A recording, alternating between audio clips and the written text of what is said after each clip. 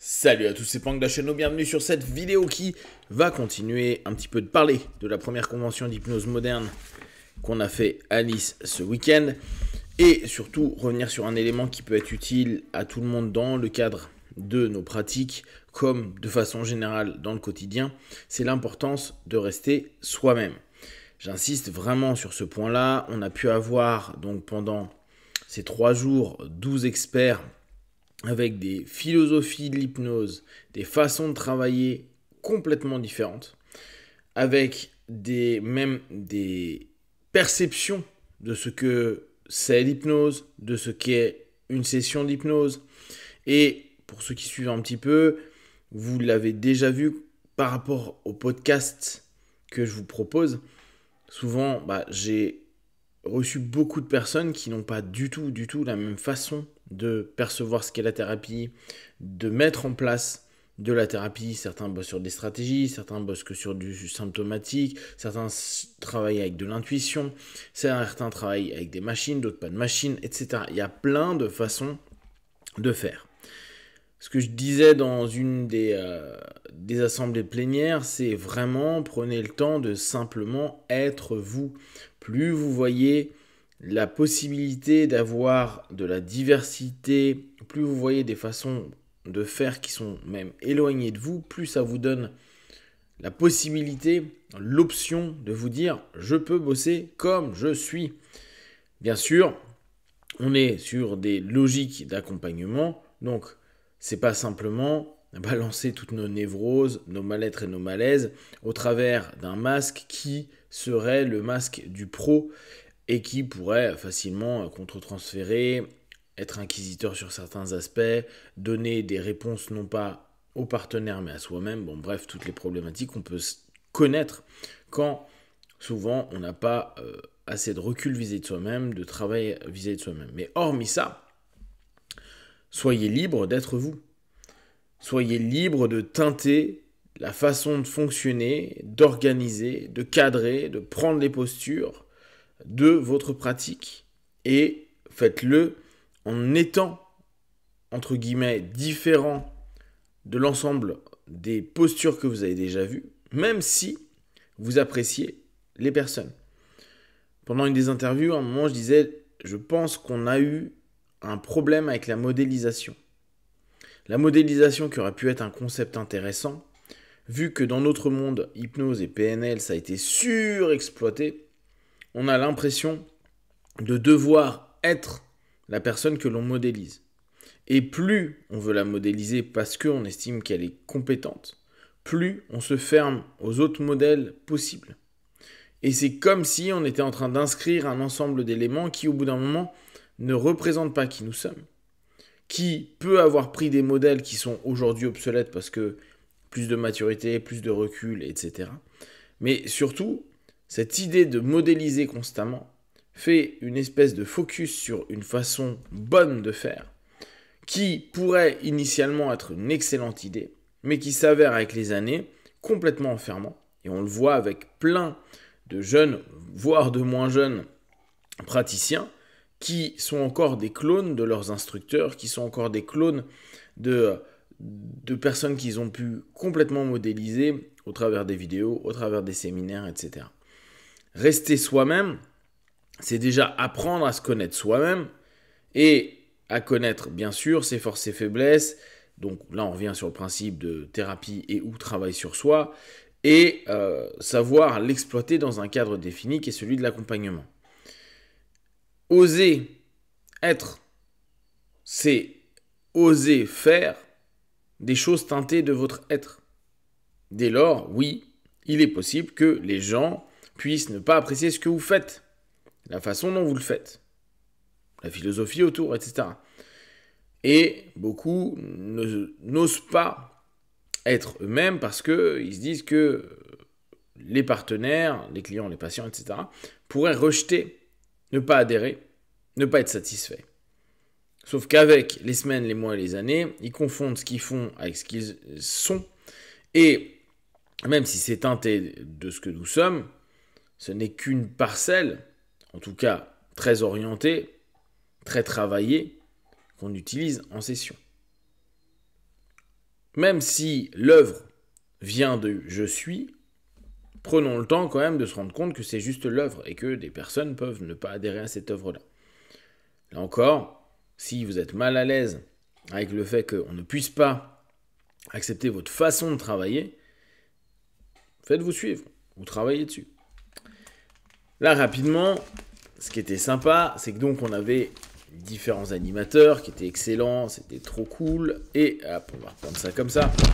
On avait donc Brice, qui lui est cette espèce de gars ultra polyvalent, qui connaît plein de choses, qui a une culture démesurée de plein de choses, qui est hyper praticien, qui est vraiment hyper soft, hyper élégant dans sa manière de travailler. Et ça correspond complètement à l'énergie qu'il partage au quotidien, avec une forme de dynamisme aussi, de volonté, d'action, de résultat. Donc, il ose complètement mettre en place sa façon de faire. Jérémy, pareil, il a, lui, et souvenez-vous, il en avait parlé pendant le podcast, cette volonté d'être très effectif, d'aller droit au but, de ne pas passer 10 000 heures et surtout 10 000 sessions sur les problématiques. Il a une vision très solutionniste des choses et dès lors, on le voit dans sa pratique avec cette espèce de facilité à trouver et orienter les partenaires à un moment donné pour que ça aille straight to the point, droit au but. On a Anna qui est hyper congruente vis-à-vis d'elle-même. Elle veut tellement bien faire qu'elle se met beaucoup de pression, mais elle prépare tellement bien les choses que tu es quasiment sûr que tout va bien se passer.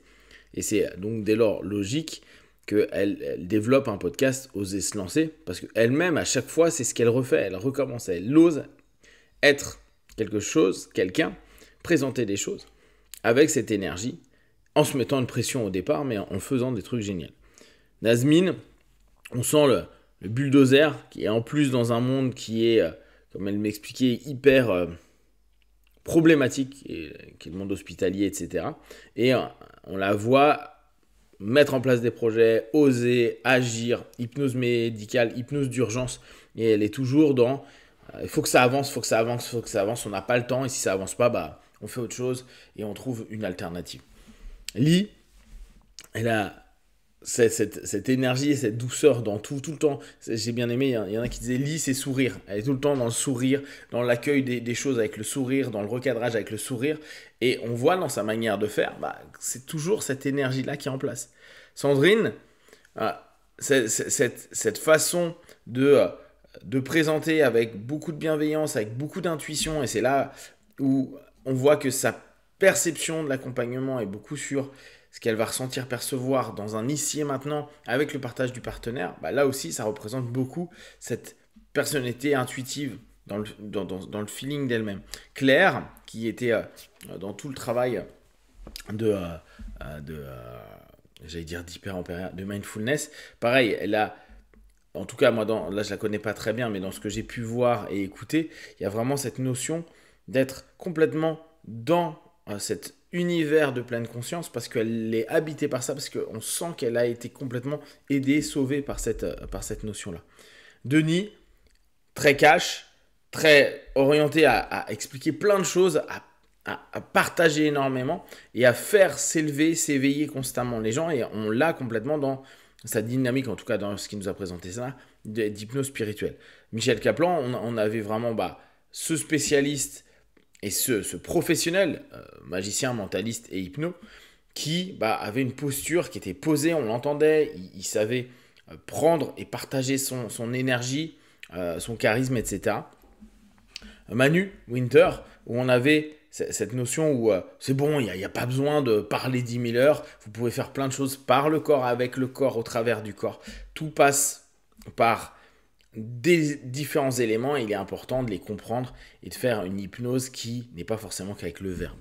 Jimmy, son côté très je veux partager plein de choses, il a une montagne de connaissances et ce côté en même temps très mental de donner des détails pour que les gens comprennent bien, on le ressent complètement dans ses partages. Richard, on voit complètement qu'il est habité par sa méthode, par la corporalité, et dans tout le boulot qu'il fait, c'est constamment en train d'être partagé, donné et ressenti le corps redevenant le centre de tout à ce moment-là.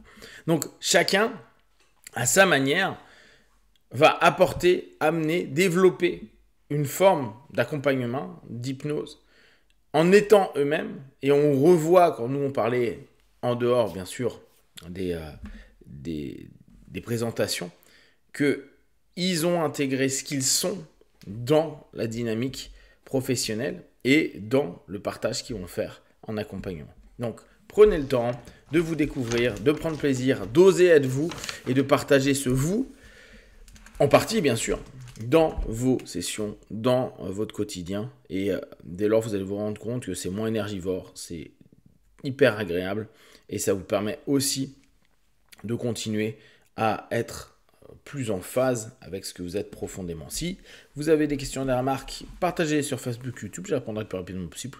Comme d'habitude, de tout ce que je propose, ne prenez que ce qui est bon et juste pour vous. Testez, analysez et concluez. Be one.